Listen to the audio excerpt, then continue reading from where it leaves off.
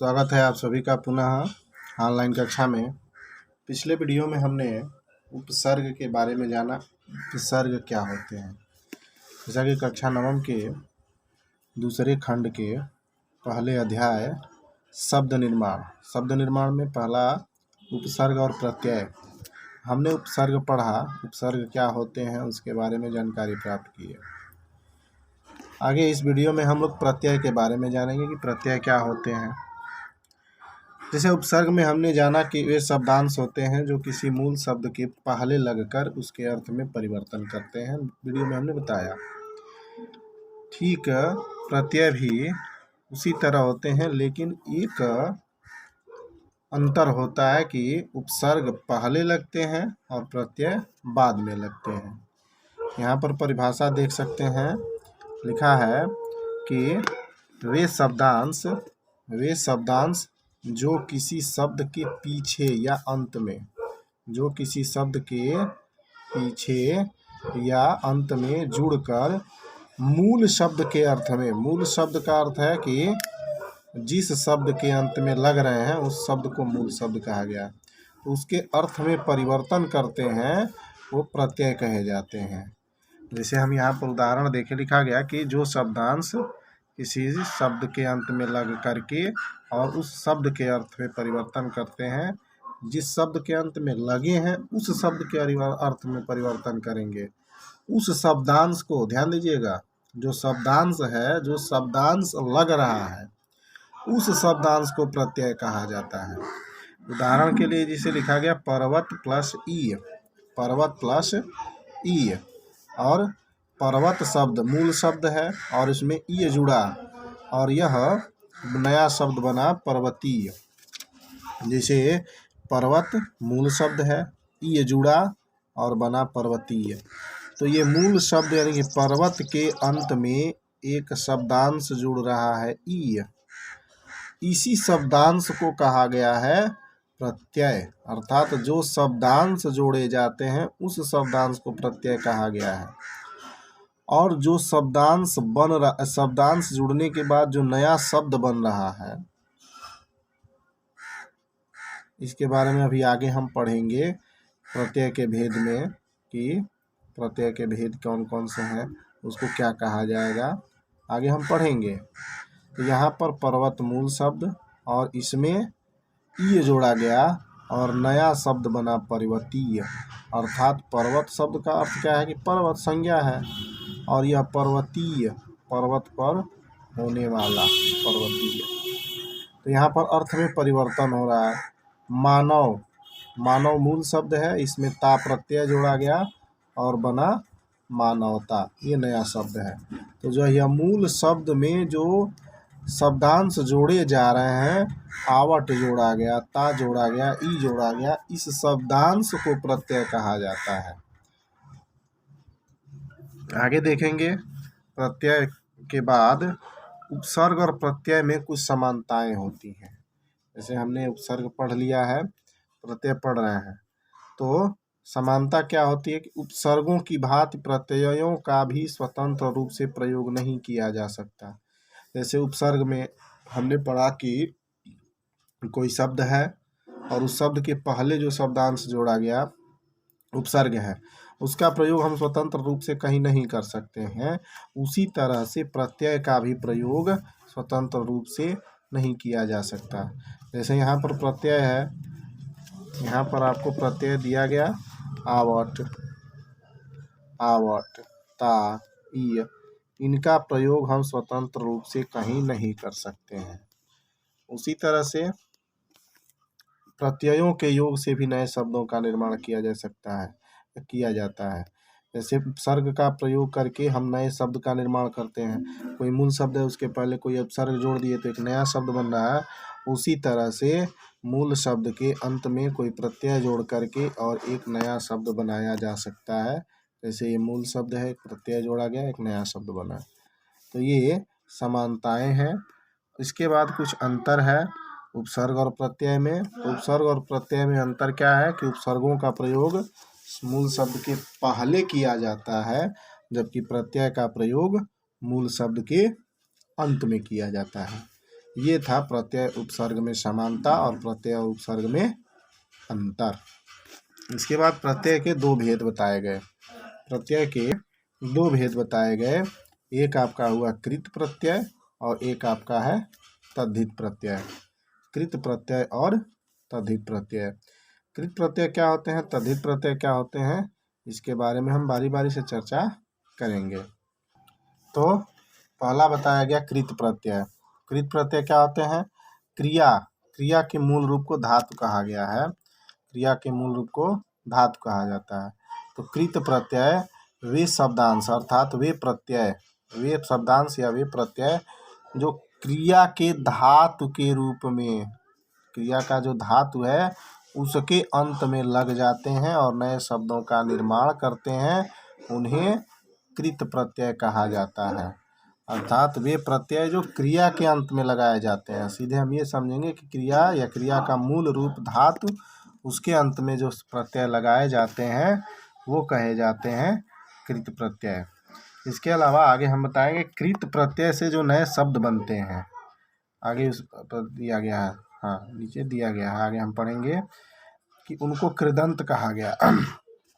अब जैसे कृत प्रत्यय का उदाहरण लिया गया, क्रिया का ये धातु का रूप है उड़ना, उड़ना का धातु उड़, बहना का धातु बह, चट, लिख, ये धातु रूप है और इन धातु रूपों में ये प्रत्यय जोड़े गए।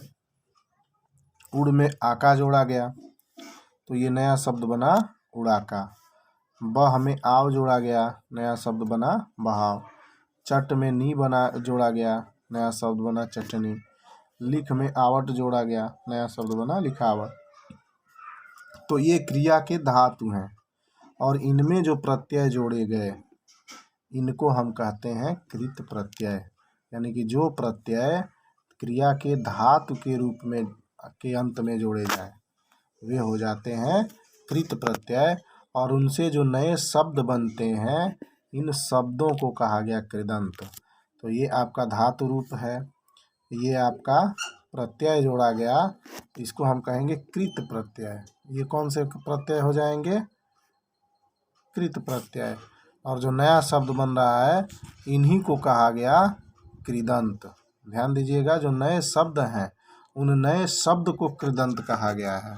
तो आपने ये समझ लिया कृदंत क्या होते हैं, धातु के रूप में जो अंत में जोड़े गए प्रत्यय हैं वो कृत प्रत्यय, और जो नया शब्द बना उनको कृदंत कहा गया। यहाँ पर लिखा गया कृत प्रत्ययों के योग से निर्मित नए शब्दों को कृदंत कहा गया। अब हिंदी में प्रयोग किए जाने वाले कृत प्रत्ययों के भी कुछ भेद हैं। हिंदी में जो प्रयोग किए गए प्रत्यय हैं इन प्रत्यय के 5 भेद बताए गए। बारी बारी से हम एक एक प्रत्यय को देखेंगे। ये 5 प्रत्यय कौन कौन से हैं। तो कृत प्रत्यय के 5 भेद बताए गए, बारी बारी से हम इसको देखेंगे। तो पहला हो जाता है कर्तृवाचक कृत प्रत्यय। कर्तृवाचक कृत प्रत्यय के बाद आता है कर्मवाचक कृत प्रत्यय, भाववाचक कृत प्रत्यय, करणवाचक कृत प्रत्यय और क्रियावाचक कृत प्रत्यय।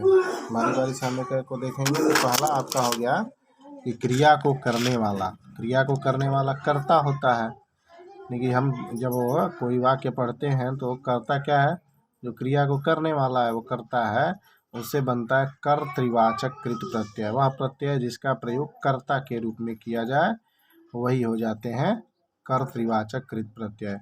जिस प्रत्यय से कार्य करने वालों अर्थात कर्ता का बोध हो उन्हें कर्तृवाचक, यहाँ पर ही छूट गया है कर्तृवाचक, ध्यान देंगे यहाँ पर कर्तृवाचक। यहाँ पर त में री की मात्रा लगानी है, ये आप लोग लगा लेंगे।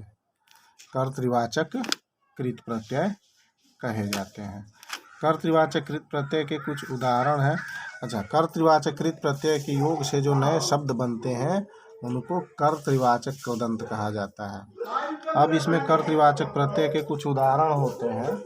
कर्तृवाचक प्रत्यय के उदाहरण को देखें तो इसमें संस्कृत या तत्सम प्रत्यय होते हैं। इसमें क, ता और उक। अब देखिए गायक, गा धातु के रूप में बनाया गया, अक जोड़ा गया, क बोला गया गायक। सेव में क जोड़ा गया, पाठ पाठक, विक्रेता, नेता, अभिनेता, ये सब जो है क्रिया के धातु के रूप के अंत में लगाए गए प्रत्यय हैं, जिनको संस्कृत या तत्सम प्रत्यय है ये। और ये कर्तृवाचक यानी गायक, सेवक, इनका प्रयोग जब कर्ता के रूप में होगा, नेता, अभिनेता, क्रिया को करने वाले, जैसे भिक्षुक भीख मांग रहा है ना, तो यहाँ पर भिक्षुक का प्रयोग कर्ता के रूप में किया गया। गायक गीत गा रहा है, गायक का प्रयोग कर्ता के रूप में किया गया। तो इस तरह के प्रत्यय कर्तृवाचक प्रत्यय कहे जाते हैं। उसके बाद तद्भव प्रत्यय वही है, गौ में अवैया, खी धात में खिवैया, पी धात में पियक्कड़, भू धात में अकड़ जोड़ा गया भुलक्कड़। उसके बाद खेल धातु में हार जोड़ा गया खेलनहार, होनहार। ये सब कर्ता के रूप में प्रयोग किए जाने वाले प्रत्यय हैं, इसलिए और ये भी देंगे धातु के अंत के, धातु में लगाए गए ये अय्या, अकड़, हार धातु के अंत में लगाए गए प्रत्यय हैं, इसलिए यह कृत प्रत्यय हैं।